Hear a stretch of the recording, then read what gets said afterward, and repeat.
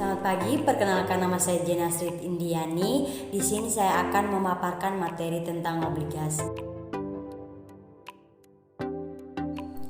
Obligasi adalah surat utang jangka menengah maupun jangka panjang yang dapat diperjualbelikan. Obligasi berisi janji dari pihak yang menerbitkan saham untuk membayar imbalan berupa bunga pada periode tertentu dan melunasi pokok utang pada akhir waktu yang telah ditentukan kepada pihak pembeli obligasi tersebut.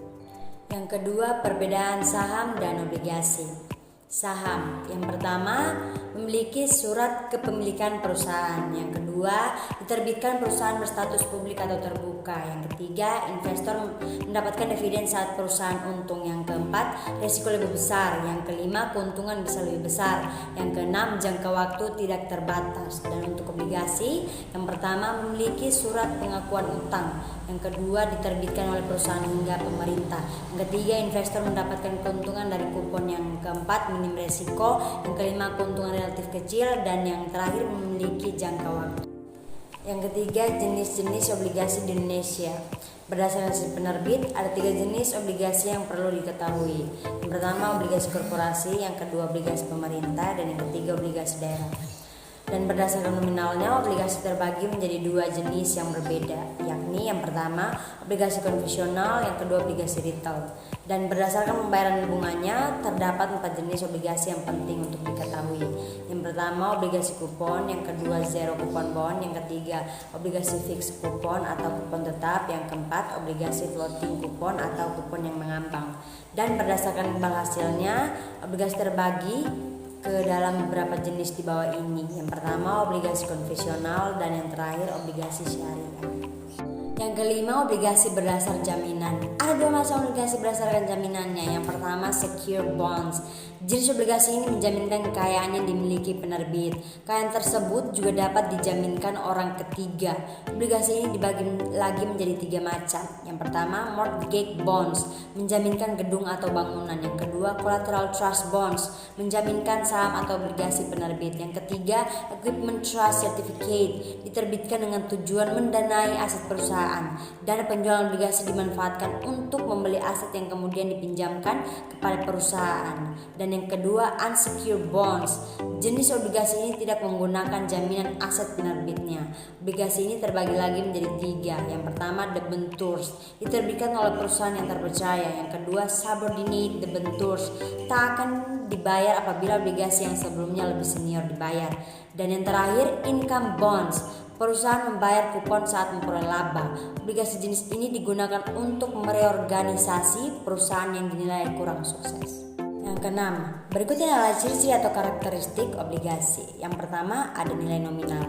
Nilai nominal obligasi atau kadang disebut juga nilai pari adalah nilai utang pokok yang harus dibayarkan oleh penerbit obligasi pada saat jatuh tempo. Yang kedua, jangka waktu jatuh tempo. Jangka waktu jatuh tempo adalah waktu bagi pemegang obligasi untuk menerima kembali atau masa jatuh tempo atau berakhirnya masa pinjaman nilai nominal atau utang dari penerbit obligasi. Yang ketiga, coupon rate. Coupon rate atau bunga obligasi adalah tingkat bunga yang disetujui penerbit untuk dibayar kepada pemegang obligasi setiap tahun. Yang keempat, issuer atau penerbit, nilai pokok obligasi yang tak kembali karena gagal bayar. Gagal bayar biasanya terjadi ketika penerbit obligasi tidak membayar kupon atau bahkan menunggak. Yang ketujuh, manfaat obligasi sebagai berikut. Yang pertama, dijamin oleh undang-undang. Setiap obligasi yang telah diterbitkan oleh pemerintah akan dijamin oleh undang-undang. Yang kedua, proses pencarian cepat dan fleksibel. Nasabah atau investor bisa melakukan pencarian obligasi pada waktu yang sesuai dengan harga di pasar. Yang ketiga, pendapatan secara berkala. Setiap nasabah atau investor akan memperoleh pendapatan secara berkala yang berbentuk kupon. Kupon itu dapat dibayarkan secara langsung ke rekening nasabah. Yang keempat, mempunyai risiko rendah. Ada suatu cara untuk meminimalkan risiko kerugian saat melakukan investasi obligasi. Cara tersebut yaitu dengan memprediksikan risiko kredit pada awal sebelum melakukan kontrak. Yang kelima, capital gain dan kupon. Setiap kontrak obligasi memiliki bunga yang harus dibayar dari emiten ke investor atau pihak yang memberi dana. Yang keenam, dapat dikonversi. Keuntungan pada obligasi hanya berlaku pada obligasi konversi. Obligasi konversi ini dapat diubah dan dikonversikan menjadi bentuk saham di dalam suatu perusahaan penerbit obligasi oleh pihak pemegang obligasi atau pemberi dana. Yang kedelapan, resiko investasi obligasi. sebagai berikut. Yang pertama, risiko gagal bayar. Pada dasarnya obligasi merupakan janji untuk membayar, maka risiko paling besar adalah si penerbit tidak dapat memenuhi kewajibannya. Risiko perusahaan tidak mampu membayar kupon obligasi maupun risiko perusahaan tidak mampu mengembalikan pokok obligasi. Yang kedua, risiko likuiditas. Mengingat obligasi dapat diperjualbelikan antara satu investor dengan investor lain, maka ada kemungkinan ketika seorang investor ingin jual suatu obligasi tidak ada yang bersedia membeli atau bersedia namun di harga yang sangat rendah. Risiko investasi obligasi ini disebut risiko likuiditas. Yang ketiga, risiko perubahan inflasi dan suku bunga. Harga obligasi amat ditentukan oleh perubahan inflasi dan suku bunga. Jika inflasi dan suku bunga naik, maka harga obligasi akan turun, dan sebaliknya jika inflasi dan suku bunga naik, maka harga obligasi akan naik. Bagi investor yang ingin berinvestasi di obligasi dengan tujuan di perdagangan, maka inflasi dan suku bunga merupakan faktor penting yang harus diperhatikan. Yang ke-9, perbedaan penerbit obligasi issuer dan investor.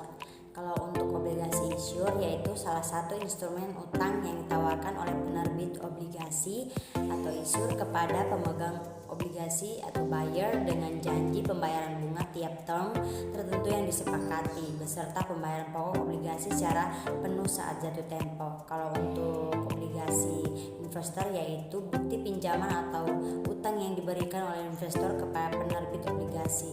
Diterbitkan baik oleh pemerintah maupun perusahaan dalam mata uang rupiah maupun valuta asing. Yang ke-10, yaitu pengertian yield to maturity, adalah perhitungan hasil investasi yang didapatkan oleh investor dari awal sampai masa tenor obligasinya berakhir. Untuk menghitung yield to maturity, perusahaan akan menyamakan harga obligasi yang berlaku sekarang dengan semua tingkat pengembalian dana di masa depan. Yang ke-11, pengertian diskon, premium, dan pari. Diskon adalah pengurangan harga yang diberikan kepada pembeli saat melakukan pembelian barang atau jasa. Diskon adalah salah satu strategi promosi yang sudah ada sejak lama baik pada transaksi offline maupun online. Dengan pembeli barang saat ada diskon, tentunya pembeli bisa menjadi lebih hemat dalam pembelian. Yang kedua, premium. Premium adalah yang bermutu atau berkualitas. Yang ketiga, nilai pari pada saham. Harga pari merupakan harga nominal dari security yang ditentukan oleh perusahaan penerbit saham pada harga minimumnya. Harga pari dari saham adalah harga saham pada masa penawaran umum saham perdana. Pada saham preferen, harga pari dipergunakan untuk menunjukkan harga penawaran saham. 12 adalah skema obligasi beserta contohnya. Skema obligasi adalah surat utang berjangka waktu tertentu mulai dari 1 tahun hingga 30 tahun yang diterbitkan oleh perusahaan atau pemerintahan untuk mendapatkan dana pembiayaan dari masyarakat. Pemegang obligasi atau investor akan mendapatkan keuntungan berupa bunga, kupon atau coupon rate yang akan dibayarkan oleh penerbit obligasi pada periode tertentu, misalnya 3 bulanan, 6 bulanan, atau tahunan. Adapun pinjaman pokoknya akan dibayarkan pada akhir periode sesuai dengan kontrak atau perjanjian atau jatuh tempo. Contoh dari obligasi diantaranya adalah surat utang negara atau SUN. Kemudian obligasi perusahaan yang berasal dari perusahaan swasta nasional, contohnya BUMN. ORI, obligasi retail Indonesia, juga adalah bentuk dari surat berharga negara atau SBN yang juga termasuk obligasi.